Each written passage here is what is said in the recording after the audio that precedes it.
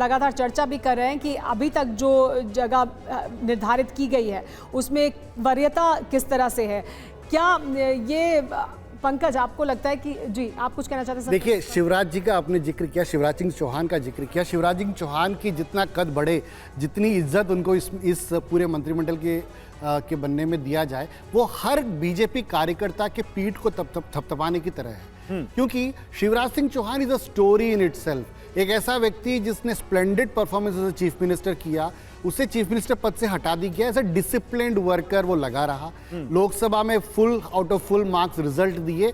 ये बहुत ही, ये बीजेपी एज एन ऑर्गेनाइजेशन के लिए। एक और सीएम है जो आए हैं इस कैबिनेट में, वो मनोहर लाल खट्टर, फिर उनका क्या होगा? वो भी बहुत सीनियर है, उनको क्या दिया जाएगा? ये भी एक, क्या लगता है आपको पंकज? देखिए, मुझे लगता है जैसा कह रहे थे ना ये कि शिवराज सिंह चौहान के बाद दूसरी है मनोहर लाल जी को बीच में ही हटाया गया। हालांकि प्रधानमंत्री ने उनकी बड़ी तारीफ की थी और अगले ही दिन उनको मुख्यमंत्री से हटा दिया गया था। और जिस तरीके से हरियाणा में पार्टी का परफॉर्मेंस रहा है और कुछ महीनों बाद वहाँ विधानसभा चुनाव होने हैं, तो एक मैसेज देने के लिए उन्हें भी ठीक ठाक मंत्रालय मिलेगा, ऐसा माना जा रहा है। ठीक है, नीरजा जी आपको क्या लगता है? बिल्कुल मिस्टर खट्टर को मैं तो ये सोचती थी एक टाइम में शायद क्या स्पीकर तो नहीं ऑफर करेंगे, पर आज वो वहाँ है तो ऑब्वियसली कैबिनेट में लिया जा रहा है और उसका सिग्नल तो जाएगा, क्योंकि पंजाबी खत्री नाराज था उनके हटाने से और हरियाणा में प्रदर्शन भी पार्टी का अच्छा नहीं रहा, जाट भी नाराज है, तो कहीं ना कहीं तो कोर्स करेक्शन करना होगा हरियाणा को लेके, राजस्थान को लेके, यूपी को लेके। शिवराज चौहान तो एकदम कहानी है। मैं तो अयोध्या में थी और एक बड़ा कंटिंजेंट आया हुआ था महिलाओं का मध्य प्रदेश से मंदिर को जाने के लिए, तो उनसे बातचीत में लगा तो हर एक महिला ने ये कहा इनको चीफ मिनिस्टर क्यों नहीं बनाया। मतलब वो इतने समर्थक थे ना उनके। सुरेश गोपी पहुंच चुके हैं। नीरजा जी एक मिनट आपको रोकूंगा। सुरेश गोपी ये अपने आप में बीजेपी की एक कामयाबी, दक्षिण में केरल में इकलौते चुन के आए वहां से और वो वहां पर पहुंचे हुए हैं। सुरेश गोपी के बारे में भी कहा जा रहा है कि इनको भी कुछ ठीक ठाक मंत्रालय दे सकती है बीजेपी। जी संतोष, सुरेश गोपी को आपको लगता है कि उनको मंत्रिमंडल में शामिल किया जा रहा है? जाहिर सी बात है क्योंकि एक बहुत बड़ी उपलब्धि उनके नाते बीजेपी ने केरल में हासिल की है। सुरेश गोपी ने जो सीट जीता है वो टेम्पल टाउन है, वो केरल का टेम्पल टाउन है, त्रिशूर। कल्चरल कैपिटल कहते हैं केरल का, जैसे त्रिशूर को। सुरेश गोपी का एक फेमस डायलॉग है जो केरल में बच्चा बच्चा जानता है और उन्होंने कैंपेन में भी यूज किया, जस्ट रिमेंबर दैट।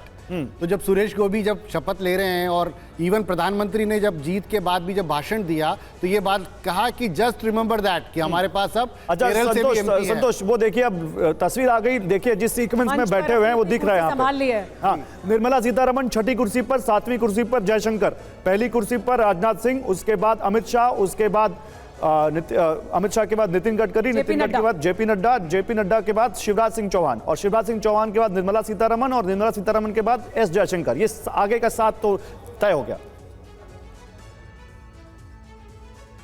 देखिए हम आपको लगातार तस्वीरें दिखाएं। देखिए मंच पर की तस्वीरें देखिए, पीछे सर्बानंद सोनोवाल भी दिखाई दे रहे हैं, लेकिन गृह मंत्री अमित शाह जो अभी तक गृह मंत्रालय संभाल रहे थे वो बैठे और उनके बाद नितिन गडकरी। तो सबसे पहले राजनाथ सिंह, उसके बाद अमित शाह, फिर नितिन गडकरी के बाद ये इस तरह से जो वरीयता है गौरव गौरव नीरजा जी ने जो पॉइंट कहा था कंटिन्यूटी का मैसेज, कंटिन्यूटी का मैसेज हर किसी को आज जरूरत है। स्टॉक को चाहिए जरूरत है, मार्केट को जरूरत है, पॉलिटिक उनकी खुद की पार्टी को जरूरत है, ऑपोजिशन को जरूरत है। हर किसी को मोदी जी को ये कन्विंस करना है कि कुछ नहीं बदला है। हालांकि पार्टी के अंदर संचय हो सकता है, एनडीए के अंदर कुछ आपाधापी हो सकती है, पर कुछ बदला नहीं, आई एम इन कंट्रोल। ये मैसेज देने के लिए वो फेसेस जो पुराने थे उनको लाना जरूरी है। कल तक ये कहा जा रहा था कि आज की जो कैबिनेट होगी वो छोटी सी कैबिनेट होगी और 3 राज्यों में चुनाव आने वाले हैं। अभी खामोशी होगी लोकसभा चुनाव के रिजल्ट और 3 राज्यों के चुनाव तक। इसके बाद एक्शन में आएगी ये सरकार। लेकिन ये कैबिनेट की ये बड़ा कैबिनेट के बाद ये मैसेज दे रहे कि continuity, I am in control. और रामकृपाल जी भी इस पर कुछ कहना चाहते हैं। रामकृपाल जी, क्या अभी तक दिखाई दे रहा है आपको कि क्या बदलाव हम उसमें देखेंगे जिसकी बात हो रही थी पहले? जैसा हमारे मित्र ने अभी कहा, एक चीज मोदी जी इस बात को हमेशा ये रेखांकित करते रहे हैं कि चीज़ों को बेसिक स्ट्रक्चर ऐसी बना दो कि ये फर्क इससे नहीं पड़ता है कि जो उसका है सीईओ कौन आता है कौन जाता है। यानी सिस्टम और आज की तारीख में जो वो कर रहे हैं बिल्कुल वही है। चंद्रबाबू नायडू और मोदी जी का हमेशा ये है कि बेसिक फंडामेंटल्स अगर भारत के, हिंदुस्तान के मजबूत हैं तो और उसी में कंटिन्यूटी रहेगी।